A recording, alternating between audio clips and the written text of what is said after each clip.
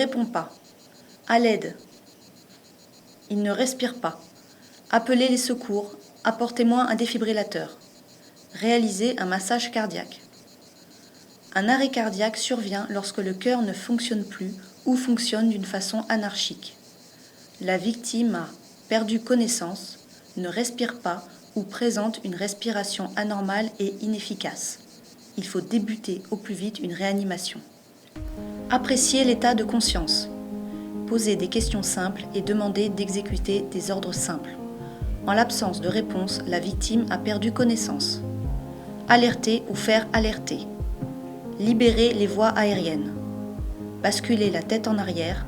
Élevez le menton afin de dégager la langue et laisser libre le passage de l'air. Appréciez la respiration. Regardez les mouvements respiratoires. Écoutez les sons et sentir le souffle durant 10 secondes maximum. Vous ne percevez pas de respiration ou elle est inefficace, lente, bruyante et anarchique. La victime est en arrêt cardiaque. Faire alerter et demander un défibrillateur. Pratiquer immédiatement un massage cardiaque permettant de rétablir une circulation artificielle. Dénuder la poitrine de la victime. Placez le talon d'une main au milieu de la poitrine. Placez l'autre main au-dessus de la première en veillant à relever les doigts. Les compressions sont réalisées les bras tendus, verticaux, les coudes verrouillés. Réalisez des compressions sternales de 5 à 6 cm à une fréquence comprise entre 100 et 120 par minute.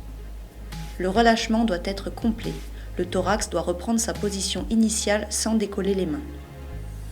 Dès l'arrivée d'un défibrillateur, mettre en œuvre ou faire mettre en œuvre le défibrillateur le plus tôt possible pour relancer l'activité cardiaque. Coller les électrodes sur le thorax de la victime dans la position indiquée sur le schéma. Sécher le torse si besoin. Connecter les électrodes au défibrillateur si nécessaire. Lorsque le défibrillateur annonce « Ne touchez pas le patient », s'assurer que personne ne le touche.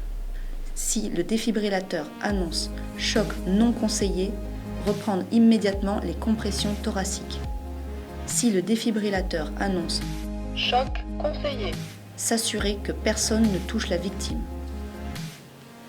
Laissez le défibrillateur déclencher le choc ou appuyer sur le bouton « Choc ».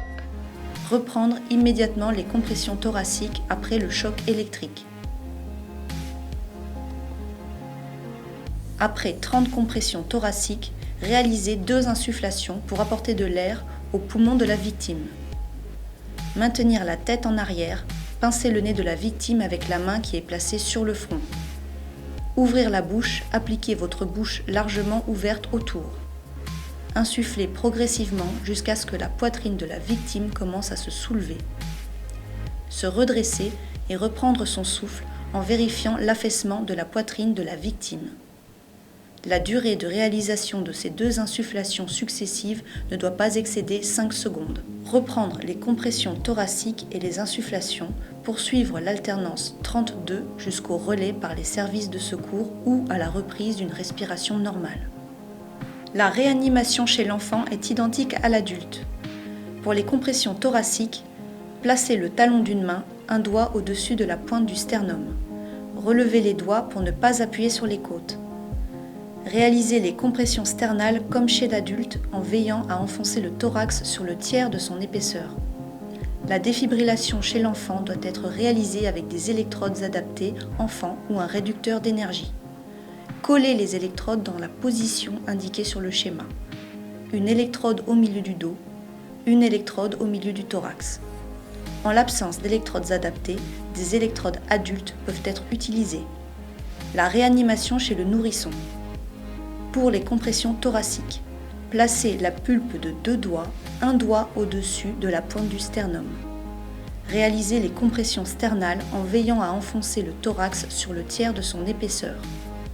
Pour les insufflations, il convient de placer la tête du nourrisson en position neutre, menton élevé.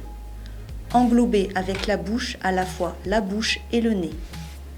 Insuffler des volumes d'air sensiblement moindres que pour l'enfant. Le reste de la technique de réanimation est la même que pour l'adulte ou l'enfant.